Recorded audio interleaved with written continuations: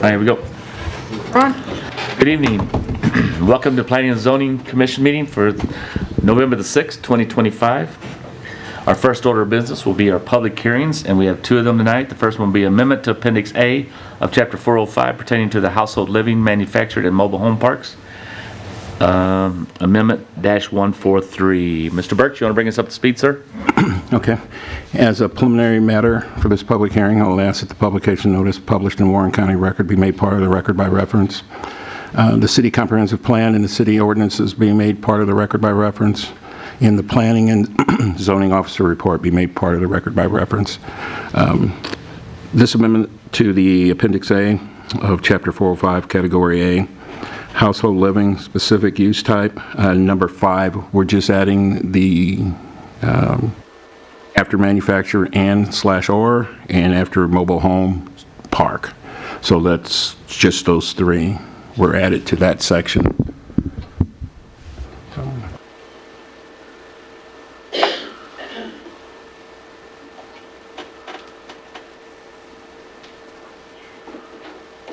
This one's pretty simple. Do you have any questions for me? I don't. Does anyone on the commission have a question? I think my only, Go ahead. Ms. Jensen? my only question on that is then is it limited to mobile home parks but not just mobile homes, like a single one individually? Commissioner, I would ask that during the public hearing, if there's anybody in the public that wants to speak, to do so, and then we can address those when we get to specific the end. questions during the agenda item. Okay. Is there anyone here that wants to speak in favor or against this amendment tonight? All right, hearing none, we'll open up some questions later in the meeting, close that public hearing, and open up our public hearing for the Boone Hollow Planned Unit Development, PUD-006. Mr. Burks? Okay. As a preliminary matter for this public hearing, I ask that the publication notice published in Warren County Record be made part of the record by reference. The city comprehensive plan and the city ordinance be made part of the record by reference, and the planning zoning officer report be made part of the record by reference. This development is the Boone Hollow Plan Unit Development, PUD-006. The applicant is DG Reclamation, LLC. The location is 85.54 acres west of Walnut Hollow, north of Highway AA. It's currently zone AG1. The Boone Hollow is proposed residential subdivision located within the city limits of Warrenton. The development site encompasses approximately 85.54 acres, positioned west of Walnut Hollow and north of Highway AA. The project is planned to provide new housing opportunities while integrating with the surrounding roadway network and existing neighborhoods. Boone Hollow has 41.79 acres of common ground, which is equal to 48.9% of the site. The total lots proposed is 227 single-family homes. The density will be approximately 2.65 units per acre. The proposed development will be served by multiple points of access to ensure smooth traffic flow and convenient connectivity. Primarily, access will be provided off of State Highway AA along the northern border, or the southern boundary, and offering direct connectivity. Additional access will be available from the east via Walnut View Drive and Walnut Creek Lane, linking the site to the surrounding neighborhoods and local streets. The amenities, at the time this was submitted, there was no amenities proposed for this development, which is not consistent with Section 405.125GJ of the City Code. But I was contacted by the engineer, so when they do their presentation, they will explain about the amenities they propose. The proposed density for the project, again, is 2.65 dwelling units per acre. Most of the lots are going to be 42 feet wide, 54 foot wide, and 62 feet wide. The lot area for the 42 will be 5,040 square feet. The lot area for the 54 foot lots will be 64 are 6,480 square feet, and for the 62-foot lots, it'll be 7,440 square feet. Staff has reviewed the proposed plan unit development, PUD, and found that it is not consistent with Chapter 410 subdivision regulation of Warrenton Municipal Code because the proposed lot size are below the minimum lot size requirement of 10,000 square foot in a single-family dwelling, as outlined in Section 405 of the City Code.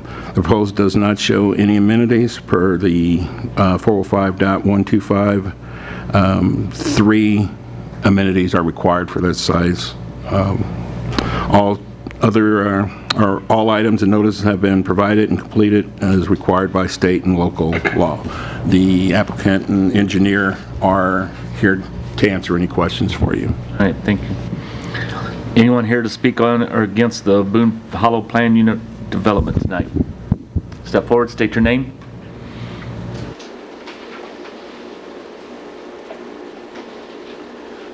Thank you for coming. Just state your name for the record and where you live and so forth. Thank you. Okay. Hi, I'm Cindy Byington. Byington, thank you. I am representing our HOA for our neighborhood. It's Meadows of Walnut Hollow subdivision. We have connecting streets that will connect to this new development's streets. I was actually waiting on my other board members to join me. They're just running a little late. Left you hanging. So I'm sorry, okay. I'm just a little nervous. You're fine. So I believe our concerns were when we had looked at the PDF for this, it looked like there was only going to be one entrance and exit for this new development.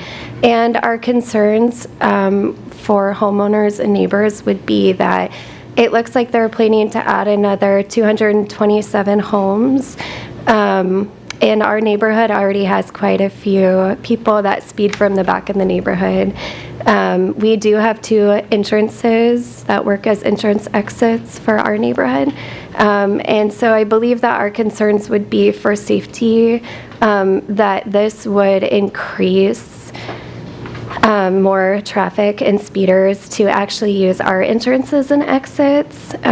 So I believe that would be one of our major concerns, along with, we feel, looking at the development plans, it would be adding in a lot of homes that would be pretty smashed together close to our neighborhood. And with 227 homes, we would see a lot of cars. I think on average, there's probably, you could say maybe 1 to 3 cars per home, times 227 homes would be quite a lot of traffic that we would see, possibly using our entrance and exits as well. So, yeah, I think that's most of what our board wanted to speak on tonight. So, and if they are here later, hopefully soon, maybe if there's another chance, they could come up and speak as well. So, Thank you, Ms. Byington. thank you for your time. Thank you. Anyone else here to speak on behalf or against? Ma'am, step to the record, or to the podium, state your name for the record, please. Thanks for coming. My name is Tammy Brimmer, and I reside in a home that is just west and south of the entrance for the proposed. So we're at 225 Highway AA is our location. The lady that just spoke was a lot of our concerns too about the traffic. Being where our house is located, we are on a little low water bridge that sits there. We are concerned with the increased traffic that is there, especially with the side roads being used to maneuver around when I-70 is not in its best shape. The lack of shoulders, the lack of lighting in that area, the upkeep on that. The possibility of people using spady, gravel. What is that going to look like? Because that will probably be increased as well. The lights, the pavement, the shoulders, and the question too is where are these entrances going to be? Is it there's going to be primarily off of AA, which is really not on a great corner there for location, and especially if there's not enough lighting or shoulder to maneuver around on those blind corners when you kind of come around that area. I just had a question for the developers when we just wanted to know if there was any more clearing happening in that area. I mean, like I said, that's just personal because we were living right next door. Not really for or against it, just have a lot of questions and want some concerns addressed before that goes any Understood, farther. yep. Thank you for your time. Yep. Anyone else to speak tonight on this public hearing? Hearing none, we'll close our public hearings for this evening and open up our regular meeting for the November 6th. And our first order of business will be our minutes from the October 2nd meeting.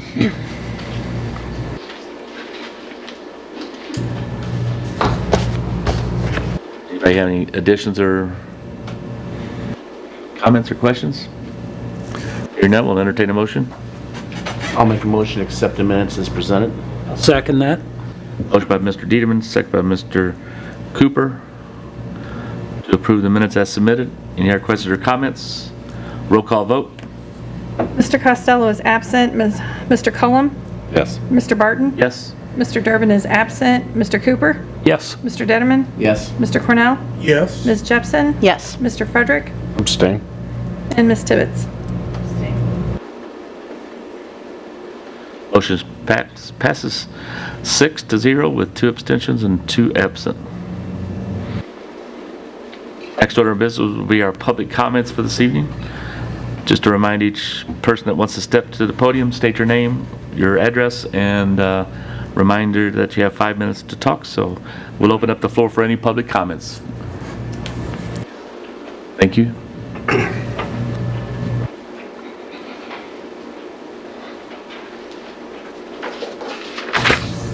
Is Cheryl Roberts, Long Hibbler. I don't know if this is the proper presentation for here, but I think it does need to be presented. I had a very unusual, troubling day, Wednesday, yesterday, in the wooded area that is my property, that is joined by the wooded area of the Hickory Lick property. There is a fiber optic cable easement, not a road for everyone, just for the easement use. I went out of my home and discovered that there was a car parked over there in the woods with a Nebraska license plate. It was parked over by the tree line, no identification on it that you could see readily. I yelled 3 times, "Is anybody here? What's going on? What are we doing?" Nothing. They had to take down my cable on my private road in order to access to get up there, so I had no idea who they were. They were trespassing. The car was parked in the woods. There was no one around. We had been told when the property was annexed into the city that if there were any problems to call the city police department. I called the police station, not 911, advised them the easiest way to get to it was to use my road, Leo Lane. They were supposed to be dispatching a car as soon as possible, but no given time frame. After an hour and no response, I called back and was told they didn't have anyone available yet. The officer asked if I felt threatened or feared for my safety. I replied I wasn't sure, didn't know what was going on. Was it a stolen car? Were they scoping out my house? What was going on? So, yes, I had fear. I contacted my son at work, told him what was going on. He kept checking on me and to see if everything was okay and if anybody had showed up. I had my 3-year-old grandson. Not knowing the situation, I called his other grandma and said, come get him and get him out of this situation. My son called the city police department to see what was taking so long, and the response was that it isn't city property I needed to call, it was county. Son then called Mr. Struckoff, left a message, and told him the situation. And apparently Mr. Struckoff notified the police department immediately, who in turn sent a county officer. The city never once said in the 2 calls that they weren't coming. It took 2 hours for the county officer to get there. I told him the situation when he arrived. He ran the plates, said it wasn't reported stolen yet. He noticed a red pickup parked up farther over on their adjoining property, went to check on it, advised there was camo gear in it, they could possibly be hunting. I said that is city property, they cannot be hunting. He argued it was county property and it was bow season. So I asked, okay, can I hunt on Main Street? Knowing full well that I couldn't. But he would do nothing because he said it's not city property. He used his phone app, which apparently needs to be updated and needs to show the officers if they're in county or in the city. He knew nothing about the annexation. He suggested, however, I call the conservation office and turn it into them. I didn't care about the deer. I was worried about my safety. When a city officer called my son back later in the day, he stated they thought only the front 179 acres had been annexed. They nor the county knew anything about patrolling in the entire 337 acres. Mr. Struckoff assured me that the problem has been addressed and should not happen again. So it appears there is a huge gap in communication with our city and county officials. No one seems to know who is in charge of protecting the community with this particular property that yourselves and the Board of Aldermen voted to annex into city limits. And I still have no idea to this very minute why those vehicles were there, who they were, what was their intentions. I still don't know.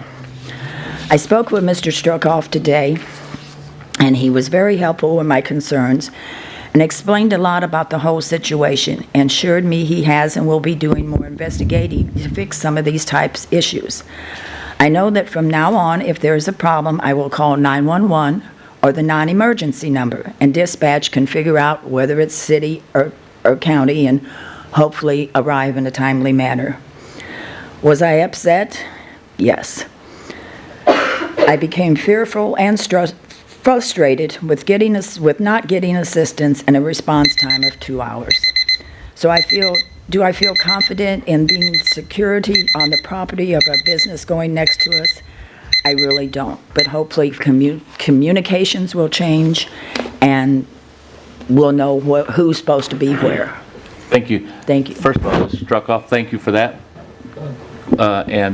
You had answered my comment I was going to make. You said something about the non-emergency number. If no one knows that number, it is 456-7088 for the public to know. I keep that on my phone as well because there's lots of times where I want to call 911, but it's not really a 911 issue. So call the non-emergency, so that's good. And you're exactly right. That's nothing this board can do, but I'm glad you brought it to the public's notice, and hopefully we can get that resolved somewhere somehow. And so thank you for your time. It was a very frustrating day. Okay, I'm sure. Very nerve-wracking. All right. Thank you. I would be worried too, though. After the meeting? I can't. Okay, I got some. All right, anyone else want to make a public comment at this time? Sir? Oh, no one else wants to make a public comment at this time? Okay. Turn my paper back over. Oh, you want to come back up? Am I allowed to say one more thing? You'll step up to the microphone so we can hear you. Okay. Yeah, you actually have 5 minutes. Sorry about that. You're fine, sis. Can you state your name one more time, Ms. Byington? Okay, Cindy Byington. Thank you. I'm going to try not to be so nervous. You're fine, sis. So I'm not sure what the holdup is, but they were texting me saying if I could speak on this, just to make sure it was said. Our HOA and neighborhood neighbors and owners, many of them were concerned about the addition of the subdivision behind our neighborhood and the increased traffic flow on our already busy streets. Also, the condition of our streets are already cracking and need repair currently. There are concerns about heavy equipment possibly traveling on our roads. We just want to make sure that I'm getting everything else.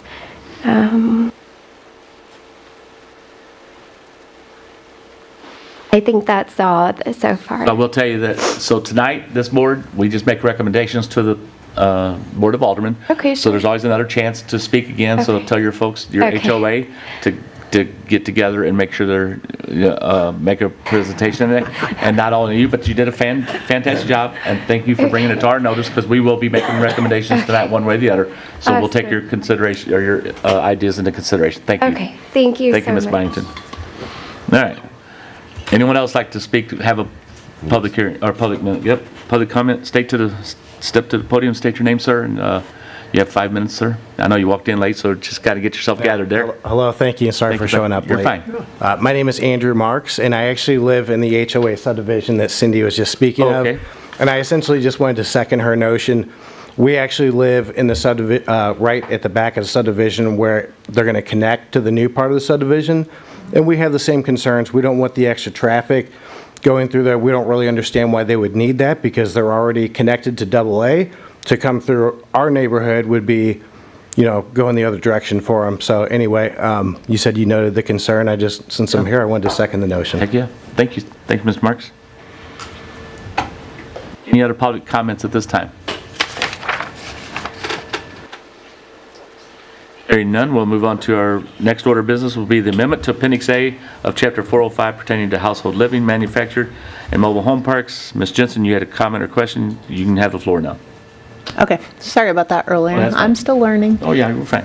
So, my question just was, with the and/or and adding the word park, are we also, should we consider having mobile home or something with the mobile home park, if we're looking to change the verbiage just so it's not, if it's only a mobile home park and not just an individual, if that makes sense?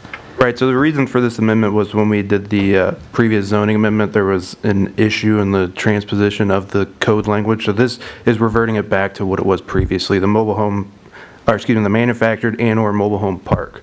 That is a conditional use in the ag and the R3 district. Did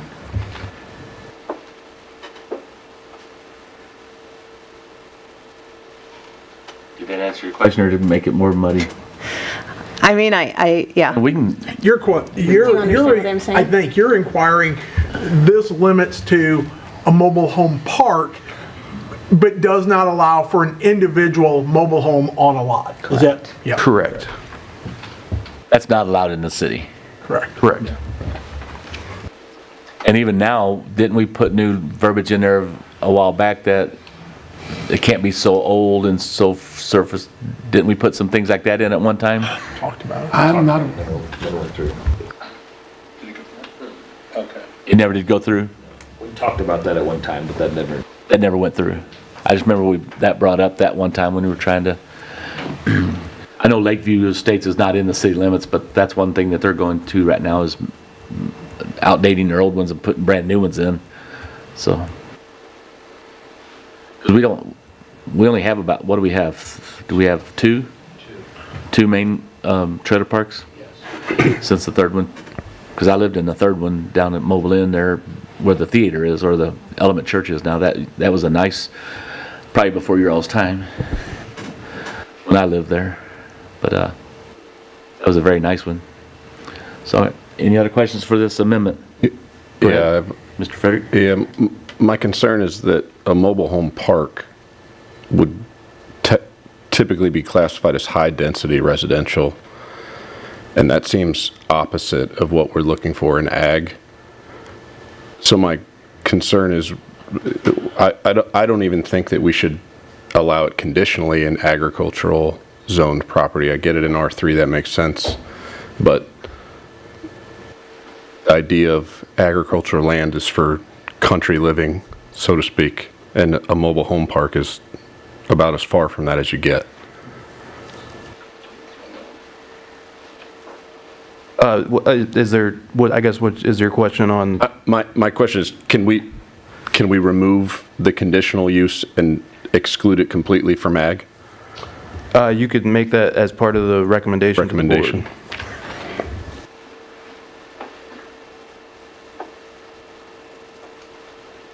Because your point of order would be that it does belong in R3. Yes, it makes sense that it's an R3. A mobile home park is high-density residential.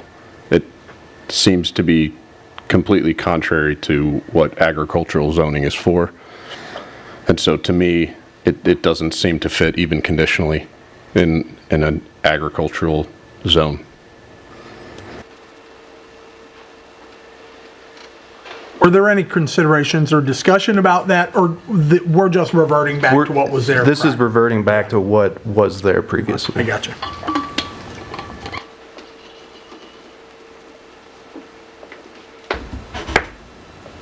So, what's anybody else's thoughts on that? I Understand it. Yeah, I understand it. I don't have a problem sending it as And leaving it to, as written. They can, the board, I see at least one, I see two of our aldermen here that are here in the comments, so they can hash that out. I don't know that, I mean, if, we could just make it as a recommendation to them, and they can do with it they want to. That was recommended. So, if you want Mr. that recommendation in, I'll let you make the motion. Yeah, Mr. Frederick, you want to make a motion there? Yeah, I'd like to move that we recommend that conditional use for manufactured and/or mobile home parks be removed from agriculture. But approve the amendment the rest of the way as submitted? Correct. I'll second that. So we have a motion by Mr. Frederick, second by Mr. Cornell to approve the amendment to Appendix A of Chapter 405 pertaining to household living, manufactured and mobile home parks, ADM 143, with the exception that we would like to recommend to the Board of Aldermen that they take conditional use out of ag zoning altogether and leave it in R3 if that's possible. Any other questions or comments? Roll call vote? Mr. Cullum? Yes. Mr. Barton? Yes. Mr. Cooper? Yes. Mr. Detterman? Yes. Mr. Cornell? Yes. Ms. Jepson? Yes. Mr. Frederick? Yes. Ms. Tibbetts? Motion passes 7-1. And the next order of business will be our Boone Hollow Plan Unit Development -006. And we have some gentlemen. I have no additional information. Okay. So we'll turn it over to you, gentlemen, if you'll state your name for the record. And Absolutely. Good evening, Commission. My name's Kurt Daniels with Cochran Engineering, 8 East Main Street, Winsfield, Missouri. And to the commissioner that was going by Cranes, he's exactly right. One meat, one bread, one cheese for $1. So eating it many, many times, it is a unique place to stop by. So I appreciate your time tonight. Along with me tonight is the developer, Mr. Greg Karenbrock. And also Clayton Daniels, the engineer for Cochran, who has worked on the project. What I want to do tonight is I want to tell you a little bit about the project and some of the exceptions that were discussed. And then I want to go into a little bit of why we're asking for these exceptions. Mr. Burks did a very good job of explaining it, but I'll go through a few more things. Okay, there we go. Existing zoning was agricultural and R3 high density. There is a portion of R3 high density up along Highway A. We are asking for planned unit development. This project is roughly 85 and a half acres.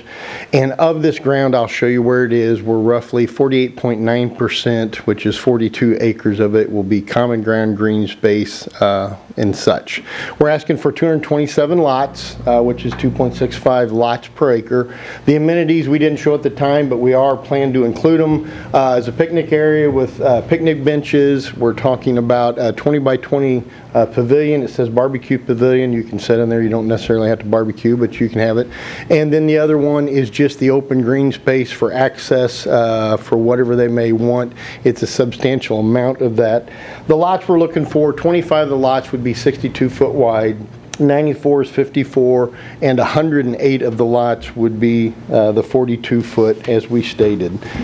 Going through a project like this, what we typically do is look at the city's comprehensive plan. And let me just read a little bit of this, what the city's comprehensive plan says about a PUD. The future land use map designates this as conservation residential. It also goes on to say, future land use map must adapt to the community needs over time and under frequent changes, warrants future land use map language. Also goes on, conservation residential is intended to encourage flexibility in design standards to provide additional open space and recreational amenities for the residents while preserving environmental sensitivity resources, and I think we'll show that we've done that. Goes on to say these areas are intended to develop design options, allow greater flexibility in exchange for the provision of greater amount of common open space that is required in conventional developments. The next plan here, and we'll go over it just a little bit, you can see up towards the top of the page, which would be the west, is the majority of the open space common ground areas. There is a creek shown in blue running along there. We have left a minimum of 25-foot riparian corridor along there to preserve the nature of the bank. In many cities, that's a requirement. We feel as a practice it's a good requirement, so we went ahead and did maintain that. You can see there's a water feature up along AA that will remain, and then we have 2 detention basins on the west side of the development. Also, the large amount of green space, what this does, this allows for absorption of water runoff, so we do have a significant amount of area. And when you look at a development like this, we do have 227 lots we're proposing, but once again, we're 42 acres of open space out of 85 acres, so it is a significant portion we feel. To address a couple of the residents' concerns, Walnut Hollow is to the bottom of the page, and that shows 2 entrances. When Walnut Hollow was developed, there was 2 entrances proposed to tie into this for future development, so that's what we're doing. We're following what was designated by the city. Excuse me. And if you look at the development overall, and I did look at it today, we're actually doing work in Walnut Hollow. For somebody to access Walnut Hollow, it would be a significant maneuver to get in and out of there. I don't see anybody doing that. And what's required today's standards, which I've been, I guess gray hair's telling me, I've been doing this a long time. We used to do one entrance subdivisions all the time. Now codes require that we have, if over 99 lots, we have multiple entrances. So on this one, we do have 3 points of access. Can I say nobody will ever access Walnut Hollow? No, I cannot say that. But in the time of emergency, if the front becomes blocked, somebody has an emergency, there is access to our residents in this development. So that's a little bit about it. I also do show you there in the light gray is the 42-foot lots. You can see a lot of them are on the perimeter to the north and the west. The 54-foot lots, there are some that do adjoin Walnut Hollow down on the bottom of your page, and the blue lots are the 64-foot lots. The next page, we put it in there because we're engineers, and I guess we always like to show what we've done, the grading plan. It doesn't make sense to a lot of you. It's a small caliber, but that just shows how we're keeping most of the grading up and away from the green space is what we're doing. So I won't belabor that point. Some of the amenities we're looking at here, once again, I said park benches, recreational open space, ground space. You can go throw a ball with your kid. You can do whatever you want, kick a ball around. We do have a pavilion proposed that you could have a barbecue or anything like that for amenities for the residents. Next, we'll get into some of the series, and I'm going to list at the end the exceptions we're requesting. This is what would go on the 42-foot lots as the Arbor series. Once again, these homes are not a subpar home. These are not a lower grade home. These are just homes that are smaller. The amenities are like every one of our homes. They're good amenities. These are not cheaply built homes. They're not doing anything different. They're just a smaller home to try to meet the market we're in today. The next one would be the Bayside, and that actually goes from 1,150. This would be on the 54-foot lots. Up to 2,500 square feet, so they can be a significant home size on these, and as you can tell, they're nice homes, or what we see everywhere. If any of you are familiar, this subdivision we're proposing would be very similar to Liberty and Forestell off Highway T. It's a very similar type of development is what it is. The end builder would be McBride. That is who the developer is proposing to sell to. The final one on the larger ones would be the Oak Series. That's roughly 1,570 square feet up to almost 3,000, 2,904 square feet. And once again, we show a significant amount of brick on some of these. I mean, it depends on what each and every person wants. Getting into the inside, what we're trying to stress is these are not lower value homes. What we struggle with today in the developer and the engineering world is the cost of doing everything. As we know, costs have risen, and that's what we're trying to get into. But you can see here, very nice interiors. The exact homes most of us live in, it's not a subsidized home, it's not a bad home, it's just what people want today. We talked to Jeremy Roth, he's the Director of Development for McBride Home And I said, Jeremy, today people don't want the bigger lot. They want the nice home. And he said, you're exactly right. He said, what happens today is people have their kids, or 2 or 3 or 1 kids, 4 kids, whatever. They're running to soccer practice, they're running to basketball, to baseball, whatever. He said, they don't want to take care of the yard. What they would rather do, instead of pay $10,000 for a larger lot, they want to take that $10,000 and they want to put it into better flooring, better fixtures, better vanities, better amenities within the house. He said that's what today's buying group does. So, and the reason I'm telling you all this, I just want to stress, these are not subpar houses. We're asking for smaller lots with some smaller houses to try to get the first-time home buyers in. And we're going to get to something that was actually staggering to us today, as we saw.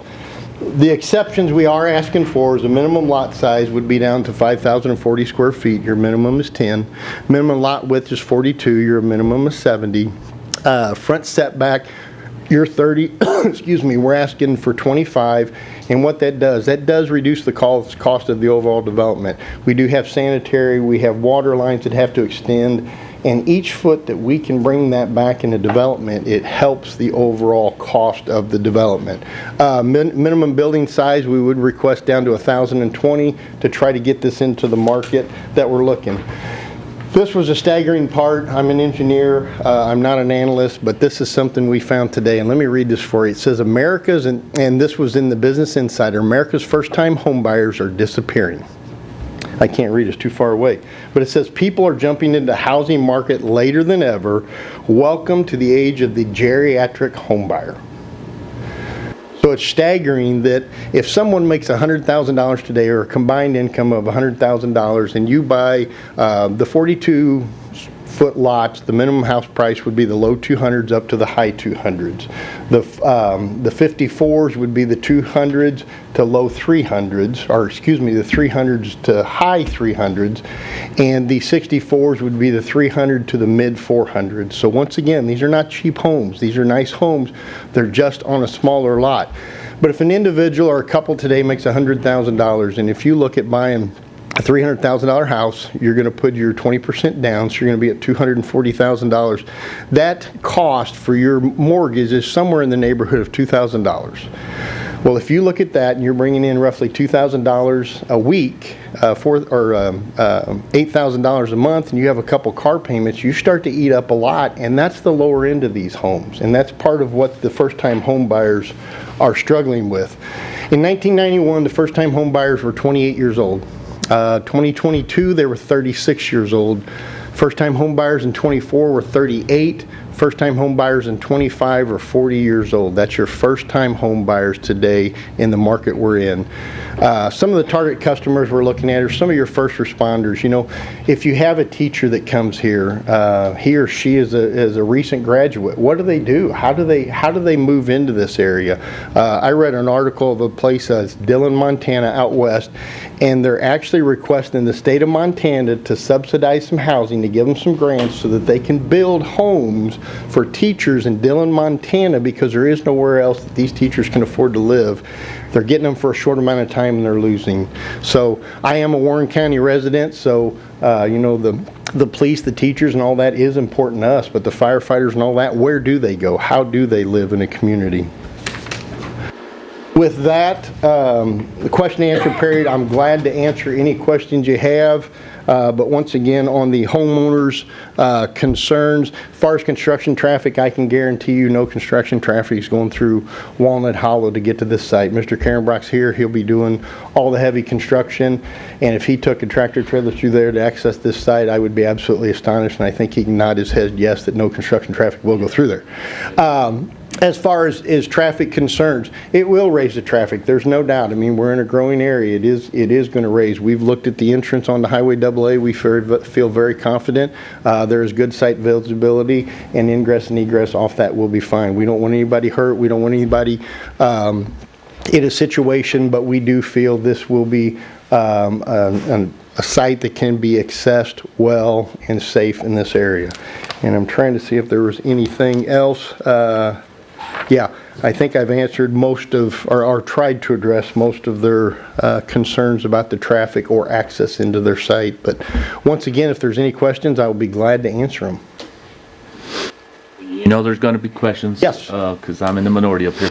And first of all, I'd like to compliment Mr. Karen Brock. He's always been a good friend of the community, and so I do trust him.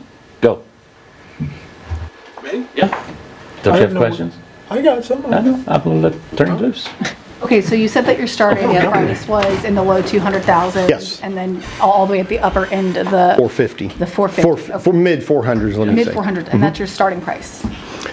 Starting price on the smaller lots would be what they say is 200 to 300,000 is what those homes would be. Your next lot up would be 300s to high 300s. Then what it is on the larger lots, they're saying 3 to mid 400s. And then you said it's similar to Liberty and Forestdale. Mm-hmm. What's your current closing cost there after upgrades? Oh, I don't know that I know that, but I can tell you at one time the sign out there said starting at 320s. Right, but. I don't know that answer. Put all of those pretty Yeah. things in. I can tell you I have we call her my niece, it's actually my cousin's daughter. She closed on one in there at 515,000, and I don't think hers And was. which series did she start in? Oh, you're gonna ask me hard questions. It's in the back, I can drive you there.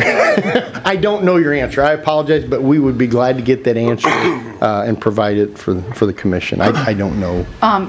Are we able to go back to the picture with the interior? Absolutely. Oh, and you're gonna ask house questions, this is where I'm gonna fail I am miserably. going to ask house questions. And for clarification, you are not with. I'm not with you're McBride, not I'm with Liberty. Cochran Engineering, I'm the engineer of record. okay. Yes, I am not, Either of nope, you that's are the correct. developer. They were unable to attend tonight, they had another rezoning in another city. Okay. If that's imperative to a positive vote, and once again, if there's discussion here, what we don't want to do is move forward with a negative vote, we want to move forward with a positive vote. And if that changes this commission's opinion, we would ask the table, but we would like to move forward tonight, but like I said, we don't want to move with a negative vote.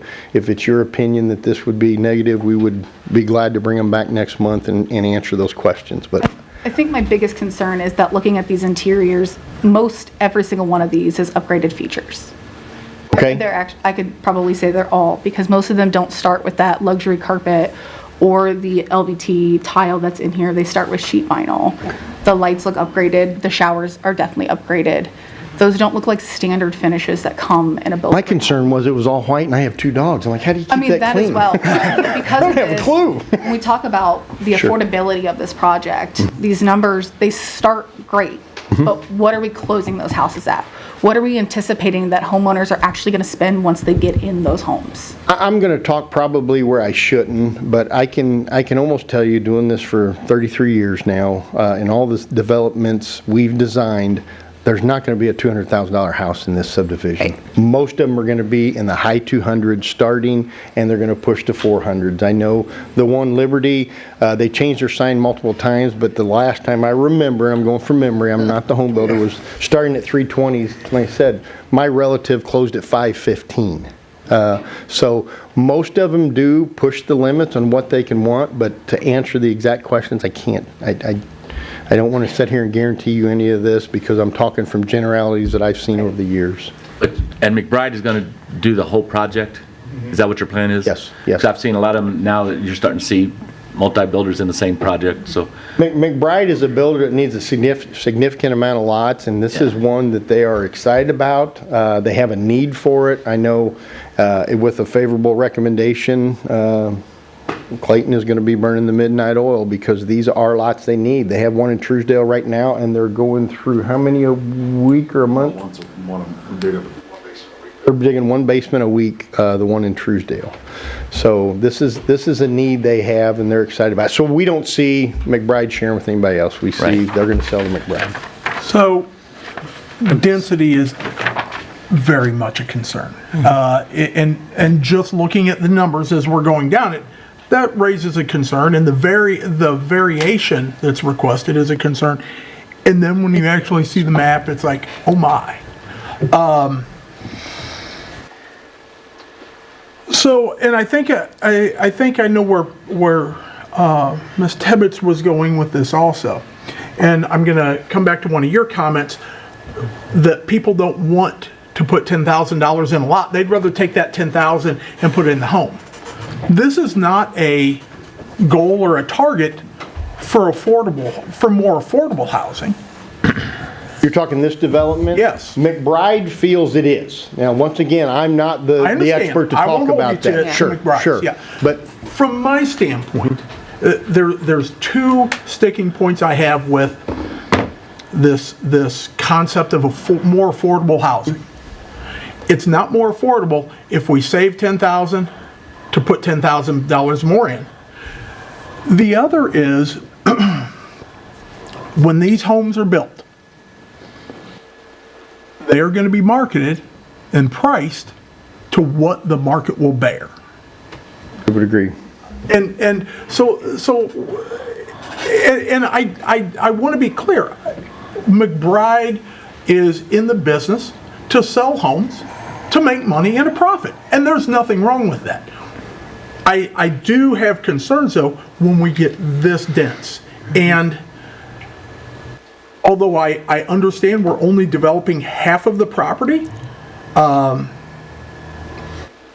my guess is that a good portion of what isn't developed into home sites is not developable into home sites. I've been on that property. We could do some, not all of it. Right. You're exactly right. We could do some of it, not all of it. Yeah. And when we do talk about that density, and you guys aren't everybody else, but we work in a lot of communities. Most medium density communities we work in are up to 4 units per acre. That's considered medium density. And I know, I'm not trying to say you should be like everybody I know. else, but at 2.65, most every development, I'm going to say in my career, that is considered a small lot subdivision, whether it's 10,000, 12,000, or however you do it with a lot of codes. If you don't get at least 2 units per acre, the development doesn't work.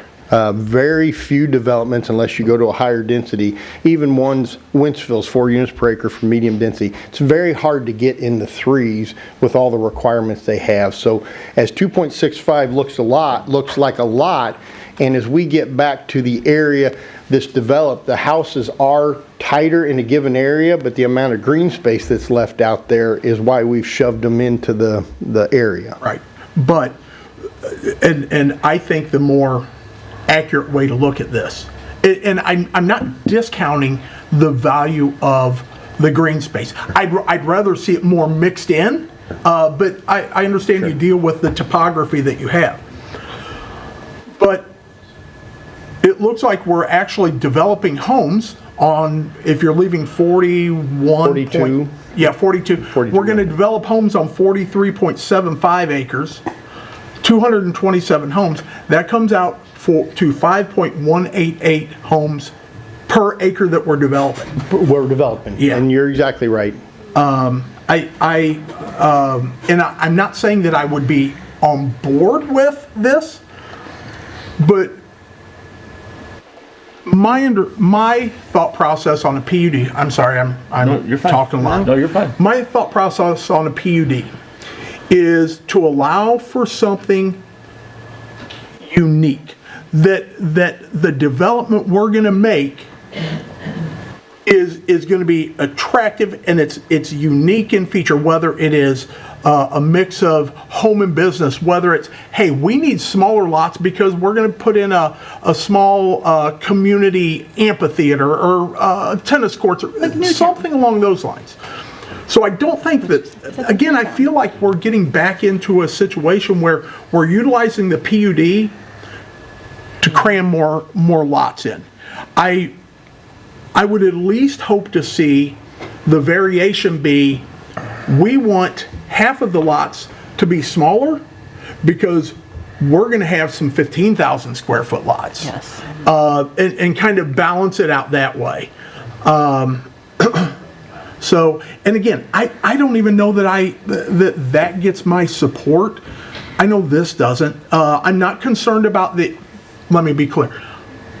I understand their concerns about the traffic. Sure. But in fairness, the subdivision, this was all plotted and platted and planned that way. And I do think that AA is going to take the brunt of that. But so I don't hold that against this development.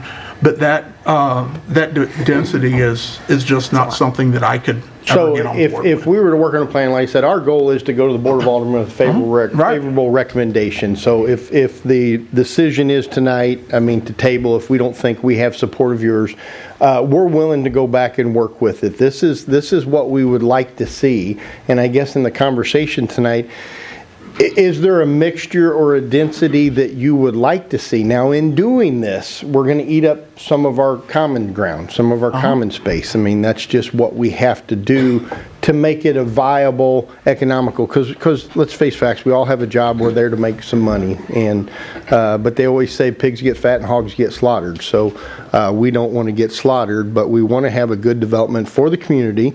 And I think Cochrane's one we've never brought junk to any community because it's not something we can support. Absolutely. And that's I'm here tonight saying, you know, this is my son who works for me. I know exactly what I pay him. Yeah, he was complaining about it. Yeah, he was. You know what?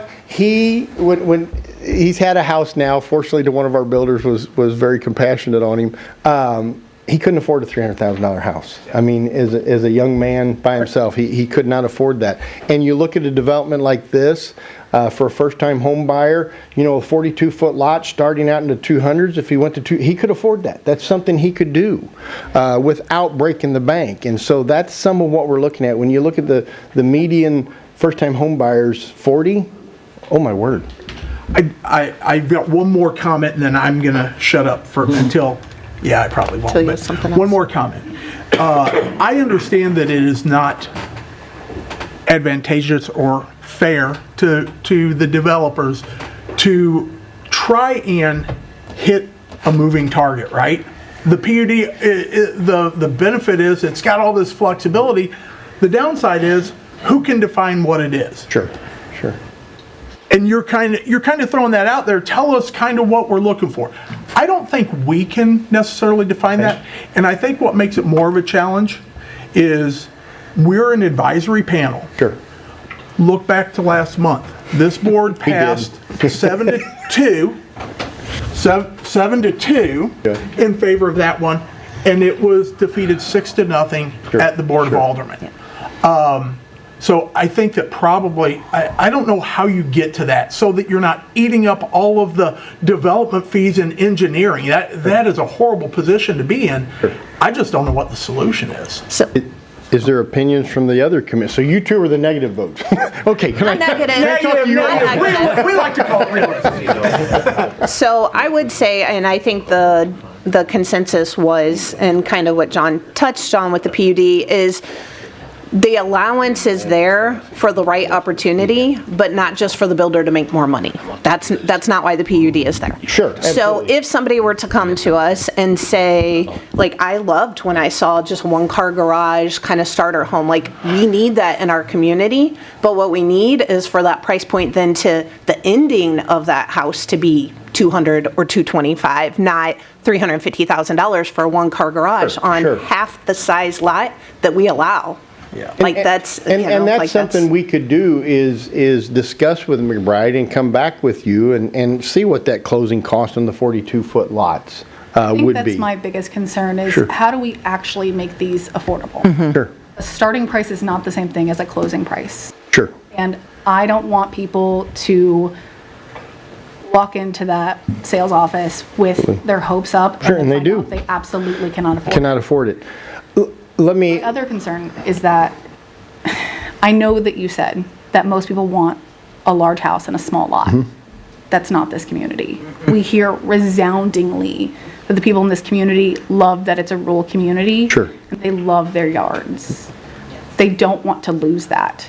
So how do we meet in the middle? and you know, that's the hard part, because what ground cost is today, what concrete cost is, what pipe cost is, it's how do you meet that? And we're struggling with that in every community we're in. Where he found a home was going to Lincoln County. His mother wanted him by us in Warren County. There was not a home that he could afford to buy in this community. So I'm living it, I'm with you. Pardon me? Let's work to make those houses. And you know, that's the hard part with the economics of the development, because if I look at a 42-foot lot, now I'm gonna go to a 72, so 52, 62, I'm 28 feet. Each foot that I develop is more concrete, is more pipe, is more water line. We don't have a development going today in St. Charles, Warren, or even Lincoln County.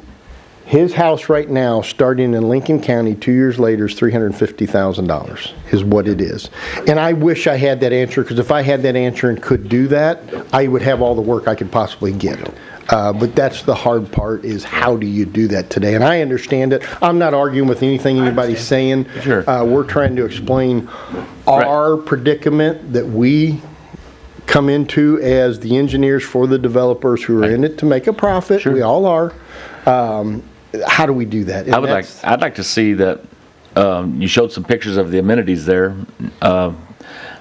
When I think the amenities across the AA over in the other neighborhood is even better than what those are there already in place. You know, they have pickleball courts, they have dog park, they have And the different types. apartment complexes. The apartment complexes over there. I mean, And that's something with the right mixture. Right. If it was, hey, you know, we don't like 227, we like 215. Right, If you guys right. came back at 215 and pickleball courts and a all sports court or whatever, that's what we're looking for tonight. I mean, and we didn't expect to walk in here and get a resounding yes. We knew this was pushing some limits, and I want to be honest about that. But if we had some pickleball courts, and it's a loaded gun. Well, I mean, Is there a number of homes on this that this commission would find palatable? I can't, 5.188 is way beyond anything I could consider. And I don't know that you could get it down to a point where there's a profit to be made that, That's the hard part. Yeah, That's the hard part. And because if we went to the 70-foot, 10,000 square foot lot, it is significantly less, and the economics of it just tank. They really do. and that's what we're hearing a lot every time we go there. Yeah, I wish we could find the $220,000, here you go, it's a great I think home. the hardest thing for me is just remembering that these are people's homes. Like, they're going to raise their family Sure. here. And you know, I'm with you. Remembering that, yes, I understand that it's an economic development for this builder, Mm-hmm. but these are people's safe spaces. This is their sanctuary. And to me, I'm just like you. I like a bigger yard. I've always lived on a larger lot. But I don't understand a lot of the younger generation's thinking. Thank goodness. But I know I'm not against or for. We talk all the time on this board. I'm at the end of my life. Sure. You know, I've been. wow, this thing took a dark turn. We don't talk about that all I'm at the the time. end of my career on the board. No. No, I bought my house 30 years ago, and I used to think, oh my gosh, look at these beautiful trees. Now I think, oh my gosh, look at these stupid trees. You know, and that's where I'm at now. I agree. If I was buying a house today, I would want less yard. I would want more green space in the neighborhood, that way I could take my dog for a walk, take my grandkids to a park. We go across the street to a church park because it's just across the street now. We don't have amenities in the older neighborhoods like we did. You know, that's why I think people do want a house that with less yard to take care of. That's just the society we live in. I truly believe that. But if we can give more people, but I know I'm in the minority, but I'm speaking my behalf my son bought a McBride house in Lake St. Louis. The value of his house has already doubled, and he's only owned it for 5 years. So I know these are quality houses. But I know that we're going to run into a thing. You know, everybody they don't want high density, and I don't think anyone wants high density. But it's going to come with that price there somewhere. Go ahead, sir. A few things I wanted to say. We're talking about the prices of the homes and things like that. That is not something that we are going to be resolving here. That's a national issue. Sure. So we're bringing it up and we're talking about it, and it's good theoretical discussion. But to look at it when we have 10,000 is our minimum. Some of these we're looking at 5,000 and 6,000. Now, we were substantial. just talking about a previous PUD that I actually thought the variance was not significant enough where I did vote for that. This one I do feel is too small. I do feel that the size from 10,000 down to 5,000, cutting it in half, is really going too far from what the city has already documented. Also for the amenities, I see the picnic area and the pavilion with the barbecue pit. The recreational area and green space, a little bit more definition would be good there. I think that's just too large and too vague, because somebody's going to use, I'm using it for a dog park. Well, I'm jogging through there and I'm running through your dog park. So maybe a better definition on amenities. Absolutely, absolutely. I think that. Yeah, those are I my agree with starting you. With some, I'm paths. sorry. I got a question. Mr. Cooper.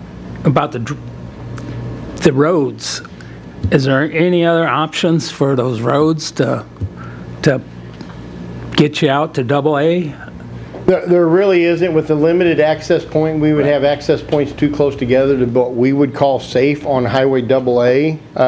Like I said, the two access points are there. They're stubbed into this property from Walnut About Hollow. widening the road so it can go all the way down with 2 lanes as opposed to just one, because you got a lot of traffic going to be going out Potentially going out there. that way. Like maybe even all the way back to where all 3 roads are coming together and going out. Sure. Let me do this with hearing what we're hearing tonight. Could we request that this get tabled tonight? I think you've given us a lot of good information on this. And what I would like to do is go back with Mr. Karen Brock, reevaluate, put in the application, define our green space better, maybe look at some lots. Can we still make this work if we drop 20 or 30 lots? Can we get our density down a little bit? What can we do at the front? We heard the citizens, so with hearing some of that, what I would like to do is request that you all, that we would request that it be tabled, allow us to go back, get back to the drawing board. Awesome. It's great information, allow us to reevaluate some things and seeing if we can come back to a plan. Like you said, a PUD is kind of a moving target. Yeah. We've heard a lot of good information tonight, and what we'd like to do, I think, if that's okay with you. I would, And you've been through, obviously, you've got a lot of experience with doing this, but I do appreciate that right there where you're offering, hey, here are some suggestions. Sure. For maybe there is variability where we can get this in place versus just, okay, getting up and walking out, which we've had happen too. So I appreciate your candor. No, that's great. I mean, we want to work with the community. Like I said, I'm a Warren County resident. I'm here all the time, and I know you know the Karen Brocks well, and last thing we want is Cochran and Karen Brocks to come in here with the development that this community hates. Right. It's not what we want. I would make a motion at the developer's request to table PUD 006. Second. I have a motion by Mr. Cornell, second by Mr. Frederick, to table the Boone Hollow Plan Unit Development PUD-006. Any other questions or comments? Roll call vote. Mr. Barton? Yes. Mr. Cooper? Yes. Mr. Detterman? Yes. Mr. Cornell? Yes. Ms. Jepson? Yes. Mr. Frederick? Yes. Ms. Tibbetts? Yes. Mr. Cullum? Yes. Motion passes 8-0 with 2 absent. Thank you, sir. Thank you for your time. candid Mr. Mr. Daniels, you're welcome to come back more than once every 5 years or so. Well, We used it's to see moving you this way. I'm regularly. telling you, it's coming this way. Yeah. There is no doubt. And to find the reasonable housing on a large lot, I know. I know. Yep. That's find somebody that'll sell us ground for 10,000 an acre, and we can do it. Thank you. Good to work. Yeah. There's some. All right, we, at this time, we'll close the regular meeting and turn it over to Mr. Burks for an officer's report. We will have a officer report. We will have a meeting.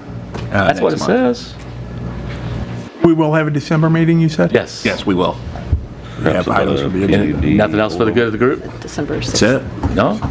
Is that meeting December 6th? 6th? 4th? 4th.